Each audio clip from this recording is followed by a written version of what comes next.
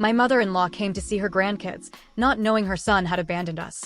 She hadn't even unbuttoned her coat yet, and she'd already decided I was the villain. I'm going to tell you exactly how a woman in pearl earrings and a camel-colored coat walked into my living room, took one look around, and tried to blame me for her son leaving his newborn baby. And I'm going to tell you how I made sure that plan blew up in her face. Stick with me, because this one has a courtroom, a hidden folder, a doorbell camera, and a twist involving her own therapist that you will not see coming. Let's start at the beginning. My name is Nora. For 7 years, it was Nora Caldwell, and honestly, I'm still deciding whether I want to keep that name at all. I'm 34 years old. I have a master's degree in public health that's been sitting on a shelf since my daughter was born, because that's what happens when the childcare math doesn't work and your husband's paycheck is supposedly enough to cover the gap. We agreed on that decision together. At least, I thought we had. Ruby just turned 4. Milo is 8 months old. For the last 3 years, I have run this household down to the minute. Every pediatrician visit, every grocery order, every 2 a.m. feeding, every single milestone logged into a baby app that my husband would occasionally ask me to summarize, because reading it himself apparently wasn't in the budget. I want to be really clear about something before we go any further. I did not drift into this life. I chose it with my eyes wide open, and I will not let anyone tell me that choice made me smaller. My husband, soon-to-be ex-husband, is Eric. 37 years old, civil litigation attorney, junior partner at a firm downtown. Blonde, camera-ready, the kind of handsome that photographs beautifully and reveals absolutely nothing underneath. In the beginning, he was warm. He was funny. I loved him the way you love someone at 26, back when you still believe the world is going to cooperate with whatever you're planning. Then Ruby arrived, and something shifted. Not all at once. Nothing this ugly ever happens all at once. It's more like erosion. Water wearing down stones so slowly you don't notice the shape has changed until one day the whole structure is just gone. It started in early 2023. He began staying late. He stopped asking how my day went. He started taking phone calls out in the backyard, door shut. He was suddenly traveling for depositions in cities he'd never once mentioned as relevant to any case he was working. And me? I told myself stories. Partnership pressure. Brutal billing targets. Stress. I told myself a lot of things, because it's a lot easier to swallow a lie than to face what's underneath it. Then came the Tuesday night that changed everything. Milo was 3 weeks old. I hadn't really slept in 3 days. Eric said he needed air and went for a walk. And while I was on the couch nursing our newborn, his phone lit up on the coffee table. A name I didn't recognize. Kelsey. Just that name, and the first 2 words of a message before the screen went dark. I miss. I flipped the phone face down. I finished feeding my son. I put him in his bassinet. And then I sat in the dark alone and made myself breathe slowly, because I had 2 children asleep under that roof and I could not afford to fall apart. Eric came home an hour later smelling like fresh air and someone else's perfume. I didn't say a word. The next morning, I started building a folder. Here's the thing you need to understand about me. I'm trained as a researcher. Documentation is basically my language. So when I began to understand exactly what was happening in my marriage, I didn't scream. I didn't confront him at midnight demanding answers. I built a case. I pulled 6 months of phone records off our shared account. A number belonging to a woman named Kelsey Marsh first showed up in April. By August, she was getting more of his minutes than I was. By September, the month our son was born, there were over 4,000 minutes logged to her number alone. I went back through 12 months of credit card statements. Restaurants I'd never set foot in. Hotel charges in cities where he claimed to be taking depositions. A jewelry purchase from a store downtown for something I never received. I built it all into a spreadsheet, dates, amounts, and a column for corroborating evidence. Every text where he claimed to be working late, cross-referenced against a receipt that placed him somewhere else entirely. I labeled the folder medical records. I stored it on a Google account he didn't know existed, and backed it up on a flash drive I hid inside a tampon box in the bathroom cabinet. I know exactly how that sounds. Cold, calculated, almost paranoid. But I had a newborn, a toddler, and I was running on fumes, and somewhere in the one clear thinking part of my brain, I understood that if my instincts were right, I was going to need months of proof, not a scramble after the fact. I was right. He walked out on the second Tuesday of October. He waited until Ruby was at preschool and Milo was down for his nap, because even his exit was strategic. He packed 2 bags with the calm efficiency of a man who'd rehearsed this. He set his house key and car key on the counter, sat across from me, and told me he deserved happiness, that our marriage had gotten too stressful, and that I'd be fine because I was stronger than he was. I held our son, and I did not cry. I watched his car back out of the driveway from the kitchen window, and then I picked up the phone and called my lawyer. Her name is Patricia Gomez. 17 years in family law, 8 of them in high-conflict custody and asset battles. Reading glasses pushed up into her hair like a headband, and this way of listening that makes you feel like she's already 3 steps ahead of whatever you're about to say. I'd actually called her 3 weeks earlier, before Eric even left, back when I was still quietly gathering evidence.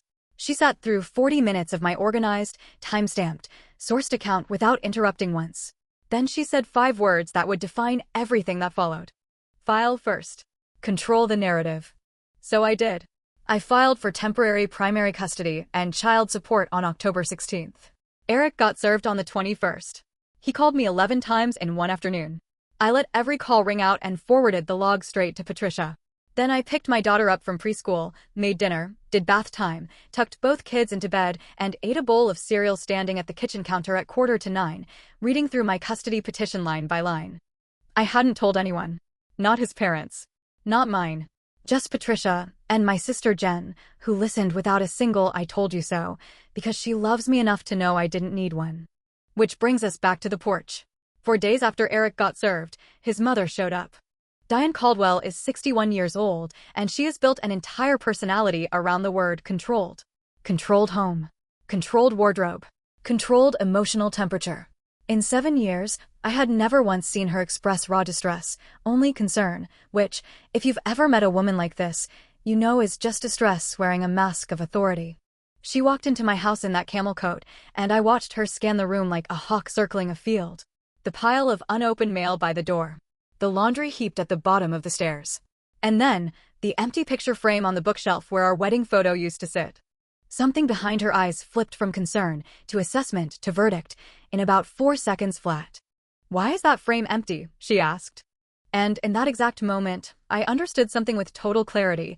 The next several months of my life were about to become a war, and I was going to fight it while also keeping 2 small humans fed, safe, and emotionally intact, with nobody in my corner but myself. I handed her the printed text. The one Eric sent the night he left. Patricia had told me to keep physical copies of everything, and, honestly, part of me had known this confrontation was coming. Diane read it once. Twice. Then she looked up at me, and what I saw wasn't grief. It wasn't shock. It was anger, and it was aimed directly at me. "You must have driven him to this," she said. "I want you to sit with that for a second." This woman was staring at hard proof that her son abandoned his wife and an 8-week-old infant for another woman, and her first instinct was to blame me. She started pacing my living room, calling it a disaster, which, sure, it was the disaster of a house with a teething baby, a preschooler, and exactly one exhausted adult holding the whole thing together. That's not neglect. That's a battlefield, not a mess, and calling one the other tells you everything about someone's priorities. "Plenty of women manage," she snapped. No wonder he needed distance. "With a husband," I said flatly. She told me to watch my tone. And then I watched her pivot. The anger dropped, and something colder, more calculating, slid into place instead. "Where is he staying?" she asked. "Across town. With Kelsey." Her face twisted. "Who is Kelsey?" "The woman he left us for." She shook her head before I even finished the sentence, flat denial, and launched into this little speech about men under pressure and wives who stop meeting them halfway. All while her eyes crawled over me, cataloging the messy bun, the formula stain on my sleeve, the exhaustion I couldn't hide. She was scoring me. And in her mind, I was failing badly. "You're not going to insult me in my own home," I said. She actually scoffed. "Your home? Eric pays for everything." Which wasn't even true. I'd brought in nearly $50,000 in freelance consulting work over the previous year and a half, on top of pregnancy, a newborn, and preschool runs. But that detail didn't matter to her, because Eric had clearly been feeding her a version of our marriage where he was the foundation, and I was just a tenant who'd let the place fall apart. Then she stepped closer, and the whole temperature of the room changed. "Let me take the children," she said. My daughter pressed herself into my leg and went completely silent. Kids know things before they have words for them. "No," I said. "You're emotional. You need time to think. I'm their grandmother. I'm their mother." If you cooperate, she said, her voice dropping into the smooth, private register, the voice of a woman used to settling things behind closed doors, we can resolve this quietly. Quietly. That word right there is the most dangerous word in the English language when it comes out of the mouth of someone protecting a reputation instead of a child. I pulled out my phone. Go ahead, I said. Call him. She was already dialing, thumb hovering over his contact. Because I already called my lawyer, I said. I filed for temporary custody last week. Child support petition attached. Eric was served yesterday. And there it was, the stillness. Not shock. Recalculation. The look of someone realizing the board isn't set up the way she assumed. Eric was served yesterday, she repeated slowly. 2:17 p.m. At his office. It's on file with the county court right now. 12 minutes later, Eric walked through my door, wrinkled shirt, unshaved, the look of a man who spent 4 days thinking he had the upper hand only to discover otherwise. He looked at Ruby, watching him with the kind of unblinking focus only kids give to adults who've confused them. He looked at Milo and his bouncer. He looked at his mother, rigid in the center of the room. And then he looked at me, standing between him and both of our children, exactly where I'd been for 3 straight weeks and had no intention of leaving. You filed papers, he said. You left, I said. For another woman. While I was raising a newborn. Diane cut in immediately. Eric, take the children to my house. Now. No, I said. His voice hardened. They're my kids. Then act like it. That silence, the kind where the truth just lands and nobody in the room can argue with it, stretched out for what felt like forever. My daughter looked up at her father with this expression of a 4-year-old who's spent 3 weeks trying to make sense of something impossible. Daddy, she said. Are you coming back home? He opened his mouth. Nothing came out. And I want to be honest, it wasn't emotion holding him back. It was calculation. He was running the math, and there was no version of it that worked in his favor. Not now, Mom, he finally said. Diane looked at her son like he'd started speaking a language she didn't recognize. Her entire script, walk in, seize control, resolve it quietly, protect the family name, had just been handed back to her, and she had absolutely nowhere to put it. She gave me one long, cold look. And then she left. The door clicked shut softly behind her, and somehow that quiet click was worse than any slam could have been. But that wasn't the end. That was just round 1. 48 hours later, the campaign started. I found out through my neighbor, whose daughter was in Ruby's preschool class, whose husband golfed with a guy who worked with Eric's father. Small town, short chain of gossip.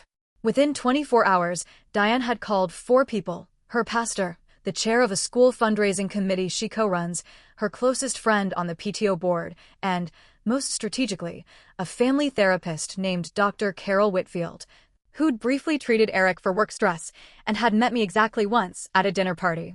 The message being spread around, piece by piece? I'd become unstable since the baby. I wasn't coping. The house was in a concerning state. Diane was simply checking in out of concern. Poor Eric was in a difficult position. Everyone was hoping for a quiet resolution. Not once did Kelsey's name come up.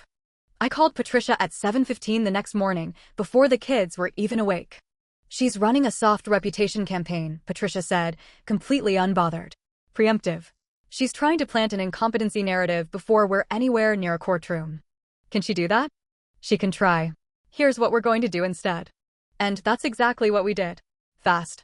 First, Patricia requested a guardian ad litem, an independent attorney assigned exclusively to represent my children's interests, not mine, not Eric's, not the Caldwell family's. His name was Kevin Park. 12 years in family law, a reputation for being relentlessly, brutally fair, which, when you have the evidence, works entirely in your favor.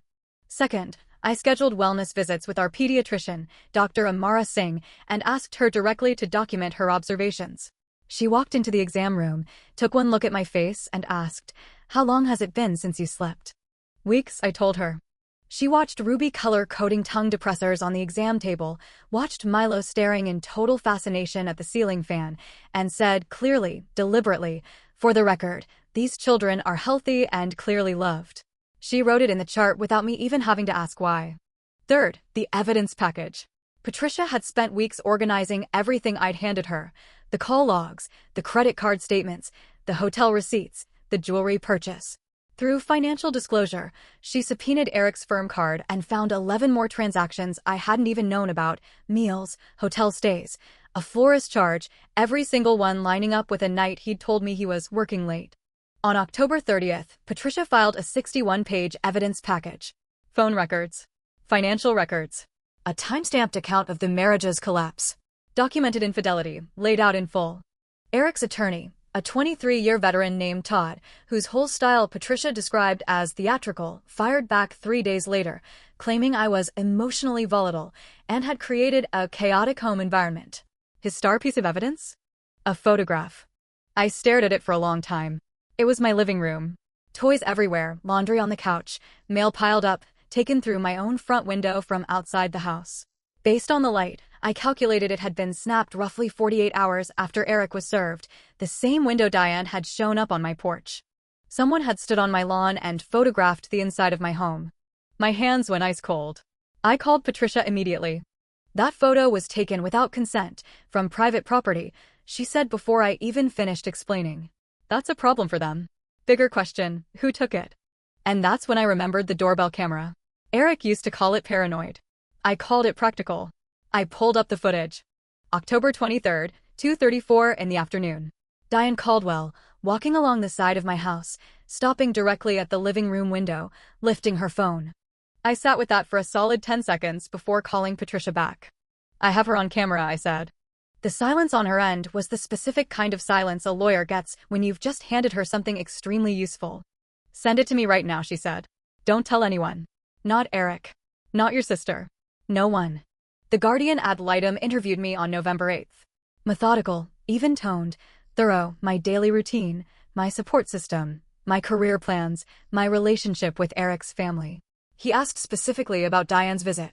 I gave him a precise account, backed by notes I'd written within an hour of her leaving that day, exact quotes, timestamps, Ruby's reaction, the request to take the kids, that word, quietly. In your judgment, he asked, what's Mrs. Caldwell's primary motivation here? Controlling the narrative, I said. She wants this contained inside the family before it touches Eric's career or the Caldwell name. He wrote that down too. Then came the twist I genuinely did not see coming. On November 14th, a certified letter arrived proposing an emergency custody evaluation by a third-party psychologist framed as being in the best interests of the children. The proposed evaluator? Dr. Martin Doyle. I stared at that name for a moment before it clicked and called Patricia. He's married to Diane's therapist, she said. I flagged it 30 seconds after the letter came in. Can they even do that? They tried. We're filing an objection this afternoon. The court rejected the evaluator on the grounds of a documented conflict of interest. Eric's attorney filed a formal complaint against Patricia in retaliation. It was reviewed and dismissed within 6 days. And then, the Guardian ad litem submitted his recommendation. Patricia called me at 6:47 on a Tuesday evening. He's recommending primary residential custody to you, she said. Standard visitation for Eric. Child support based on his firm income. She paused. And he flagged, by name, that Diane Caldwell's conduct, the unauthorized photography, the unannounced entry onto the property, represents a boundary issue the court should address directly in the final parenting plan. I was sitting on my kitchen floor when she said it, back against the cabinets, Milo asleep upstairs, Ruby running out of hot water in the tub. He flagged her, I said. By name. By name. In the record. My daughter called out from the bathroom. Mama, the water's cold. Coming, baby. I finished bath time. 2 bedtime stories. Both kids asleep by 8:30.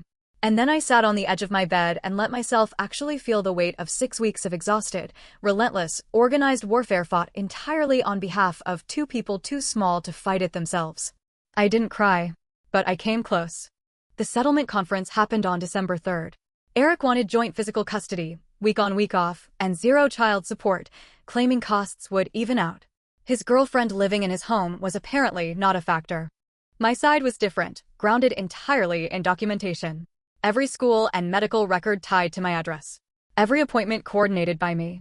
In 2 years, Eric had shown up to 9 of Ruby's medical appointments and 0 of Milo's. I had the spreadsheet. I had the chart notes. I had the receipts. The mediator came back from Eric's room mid-afternoon. He's agreed to primary residential custody with you, he said. Standard parenting time on his end, alternating weekends, 1 weekday evening. Guideline child support. I looked at Patricia. She looked at me. What about Kelsey? I asked. He's agreed to a 90-day introduction period before any new partner meets the kids. Applies to both of you and to Diane. He didn't say her name again. He didn't need to. Extended family access during his parenting time now requires your consent. And unsolicited contact at your home or your child's school by a third party is a parenting plan violation. I sat with it for a moment. Yes, I said. We accept. We signed the final agreement on December 10th. I saved the file without ceremony, labeled simply, done. Then I picked my daughter up from preschool, same schedule she'd had since October, because some things I refused to let move, even while everything else was shifting under my feet. She ran into my arms with that full-body joy only 4-year-olds haven't yet learned to hold back. We made a gingerbread house, she told me. Mine fell down, but Mrs. Peterson helped me glue it back together. Did it work? Mostly. One wall keeps falling, but you can't tell from the front. I drove home with my son's serene little face watching the world roll by in the rearview mirror, and my daughter narrating every structural failure of her gingerbread house in full detail, and I thought about walls that keep collapsing and the things you rebuild anyway. 3 months later, Diane called. I almost didn't pick up. I was at the kitchen table with coffee, kids at school and daycare, a work project open on my laptop. Her name lit up the screen. I let it ring twice before answering. Nora. Her voice sounded older. Not dramatically, just enough to notice. I've been meaning to, she paused. And that pause was the single most uncharacteristic thing I'd ever heard from a woman who never leaves gaps in her sentences. I was wrong about what I said that day. I shouldn't have told you that you drove him to it. That was wrong. I looked down at my coffee. Thank you, I said. That means something. It did. Not enough, and not exactly on time. Apologies from people who chose badly always arrive a little late and a little short, but it meant something. The children, she said carefully. I'd like to see them. Talk to Eric, I told her. The schedule's in the parenting plan. It goes through him. Silence on the line. Okay, she said. Okay, I said, and hung up. I sat with the phone in my hand for a second. Then I opened my laptop back up and got back to work, because Ruby had a dentist appointment at 3:45, Milo had a checkup coming up at the end of the month, dinner needed figuring out, there was a school project due Friday, and a life, my life. That was still very much worth building. The gingerbread wall had fallen. I glued it back together myself. And honestly, from the front, you can't even see where it broke.